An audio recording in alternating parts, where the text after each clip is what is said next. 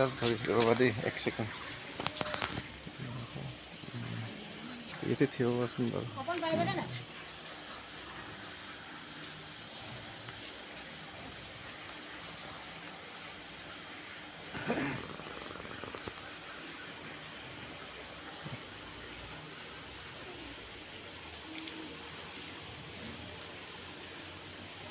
সকলোকে নমস্কাৰ জনাইছোঁ আজি গিৰ গাঁৱত পানী যোগান আঁচনি উপস্থিত সন্মানীয় যাই থাকে মই বিশেষ বক্তব্য দিব লগা হেৰি নাই মই বিশ্বনাথ আইতে তাতে কাম কৰোঁ আৰু তেখেতলোকক জলমিত্ৰৰ ট্ৰেইনিং দিছিলোঁ কিছুদিন আগতে আৰু মই শিক্ষা পৰিৱেশ শান্তি আৰু একতাৰ উদ্দেশ্যলৈ ঘৰে ঘৰে মই বিনামূলীয়াকৈ ল'ৰা ছোৱালীক পঢ়াওঁ আৰু এনেকৈ ঘৰে ঘৰে সদায় গছ পুলি ৰুওঁ যাতে পৃথিৱীৰ কল্যাণৰ চান্সটো আৰু ৰাইজৰ কল্যাণৰ চান্সটো তেনেকৈ সদায় মই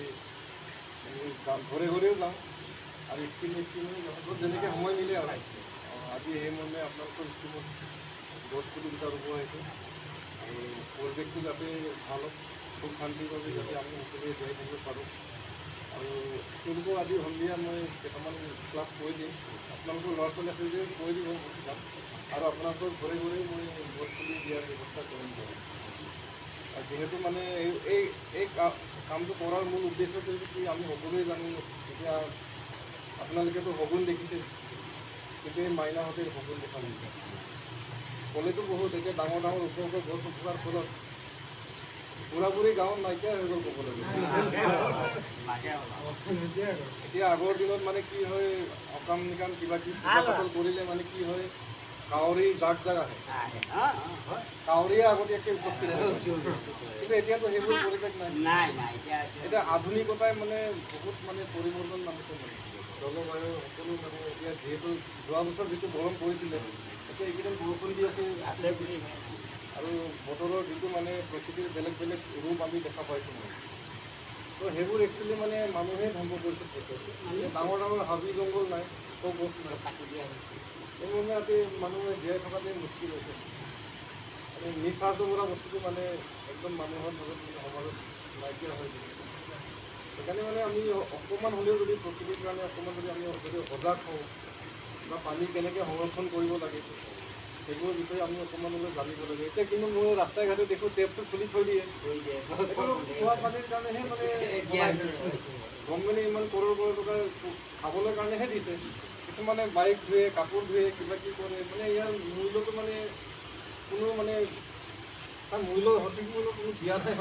এতিয়া ৰাজস্থান নিচিনা জেগাত যদি আমি যাওঁ 2-3 কিলোমিটাৰ দূৰলৈ এক বাল্টিং পানী লৈ যাব পাৰোঁ কিন্তু আমাৰ ইয়াত অসমততো সকলো বস্তু ভৰপূৰ কিন্তু আমি যদি এনেকৈ যদি অপব্যৱহাৰ যদি কৰি থাকোঁ ৰাজস্থানৰ নিচিনা এদিন হৈ যাব হ'বলৈ গৈ আছে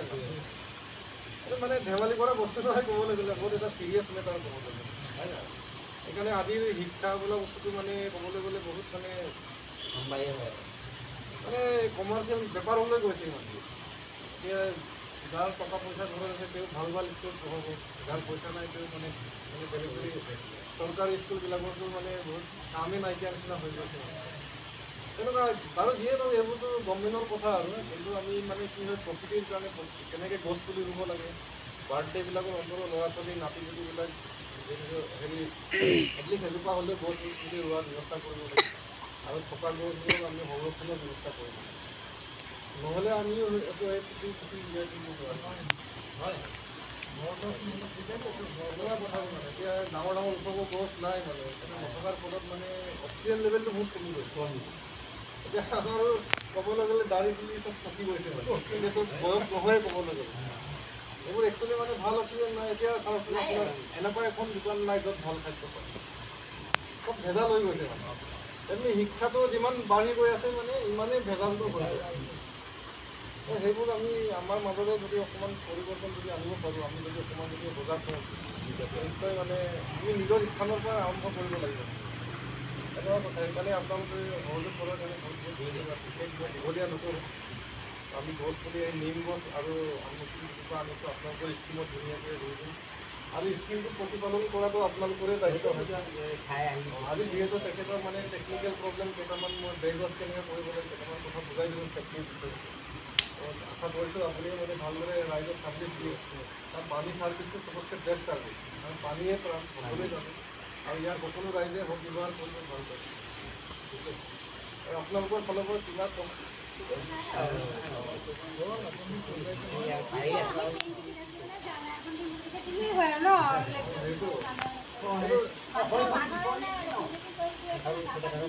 সেইটো ধৰক মানে আপোনাৰ ডিপাৰ্টমেণ্টত জনাব, নিশ্চয় কৈ দিব। মই কৈ দিম বাৰু। বান্দৰটো বেছি হোৱা নাই বাৰু আজিলৈকে, কিন্তু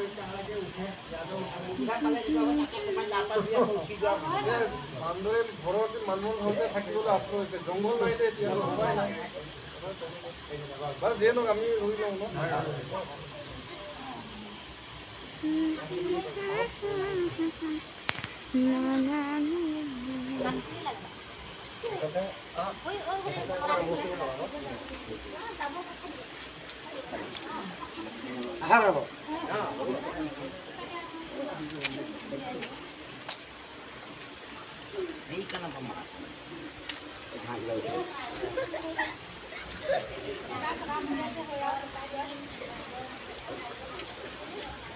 ধুনীয়াকৈ ৰৈ যাওক, কাৰণ গছ থাকিলেহে আমি থাকিম, গছ নহ'লেতো আমি কোনো নাথাকিম।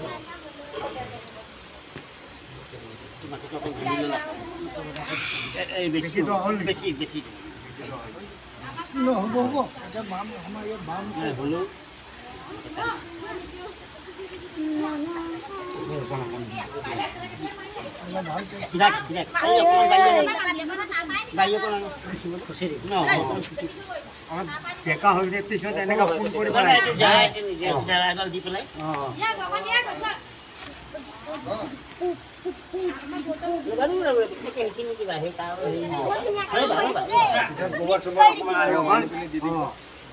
বস্তু পোনকৈ হেৰি কৰি বান্ধি দিব লাগে।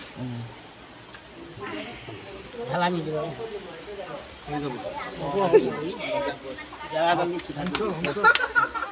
এটা কৰি দিব ফটো উঠালাম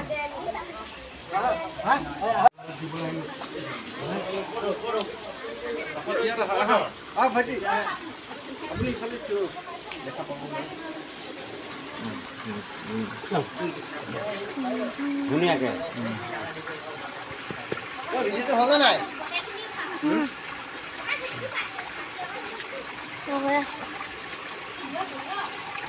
এটা কাম কৰি আছে এই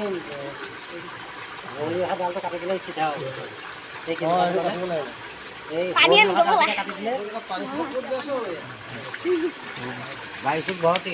ঠিক আছে, সকলোকে বহুত বহুত ধন্যবাদ দেই। Thank U.